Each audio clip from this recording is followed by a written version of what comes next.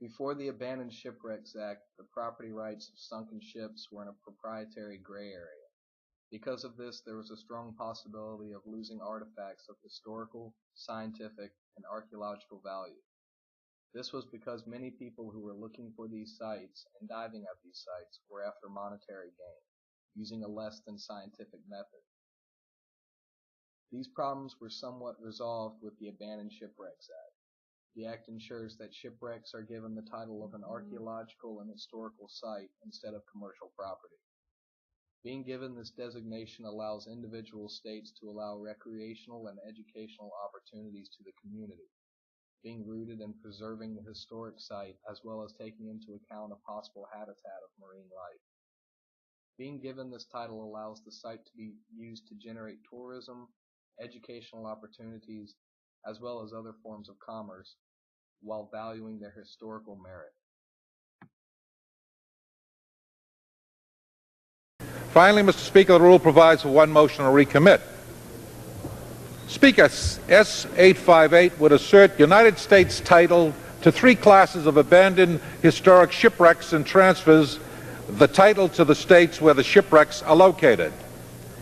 Those shipwrecks that fall under the guidelines would be those that are embedded in submerged lands, those embedded in coralline formations protected by a state on submerged lands, and those on submerged lands of a state that are eligible for inclusion in the National Register of Historic Places. Mr. Speaker, this legislation is very straightforward in its sense and in its purpose.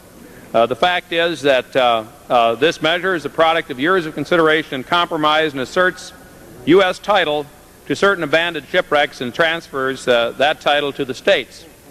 It's a states' rights bill, so to speak, Mr. Speaker, so that they can manage these cultural resources located on their state's submerged lands.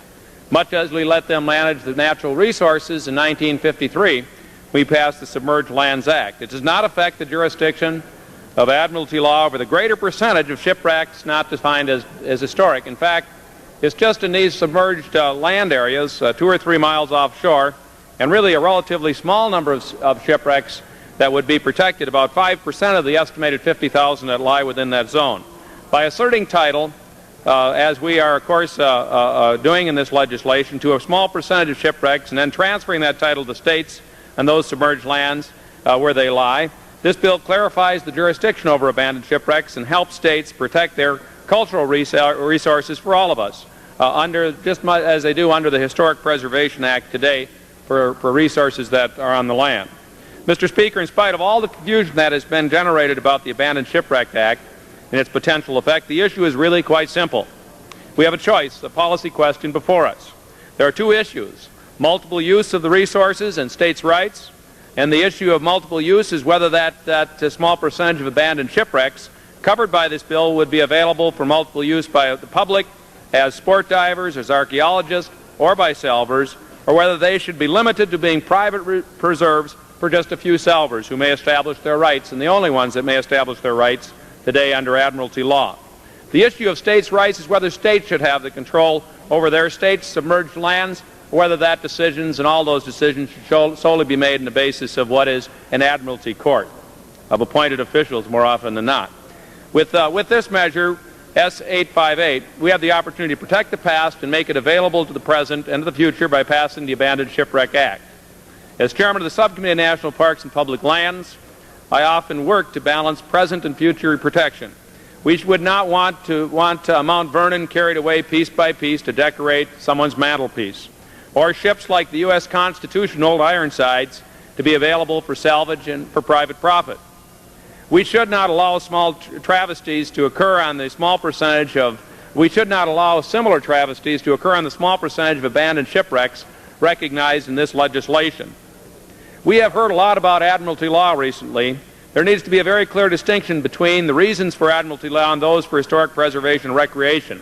Admiralty law seeks to regulate maritime commerce, to protect sailors, to adjudicate claims between parties and shippers, and in the case of salvage, to save the lives on ships in distress and return goods to commerce. That's the purpose of admiralty law. It has no particular interest in these abandoned shipwrecks as defined in this measure. Last year, less than 2% of the cases decided in the Admiralty Court had anything to do with such shipwrecks. Admiralty law focuses on modern ships and living sailors, not sport divers' access or preservation of historic resources. Since 1906, when we acted on the Antiquities Act in this body, we have explicitly recognized the importance of protecting our nation's heritage. That 1906 legislation has been reaffirmed and redefined through the decades, and today it is a well-recognized principle in American law. This measure merely recognizes that this principle should explicitly include those underwater parts of our nation's heritage located in such submerged lands. We should treat resources located on state lands equally, whether the state lands are on land or the state lands are on land or underwater. Admiralty law similarly has little to do with sport diving. Having developed in the ancient Mediterranean times, long before technology made scuba access popular or even possible, Admiralty law could not have foreseen sport diver needs and interests. In fact, because its emphasis is commercial rather than recreational, Admiralty law is at best indifferent and at worst hostile to even sport divers. Just recently, a group of sport divers fishing for grouper in the Florida Keys were chased away by a salver who told them they had to leave the area because the salver was claiming exclusive rights to the shipwreck. National Marine Sanctuaries has identified the final resting place of a Nicaraguan merchant ship called Bluefields and the boat which sank it, the German submarine U-576.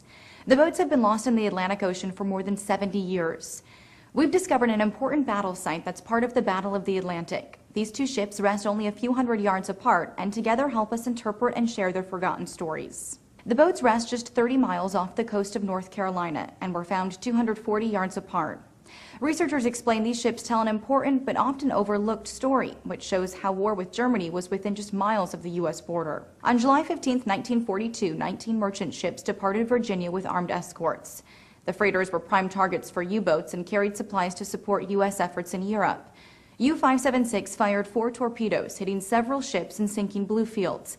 However, when the sub surfaced, the Allies opened fire, Navy ships dropped depth charges, and sent the U-576 and its crew below. Researchers used radar and sonar technology to identify the wreckage. However, it's interesting to note the boats might never see the surface, nor will explore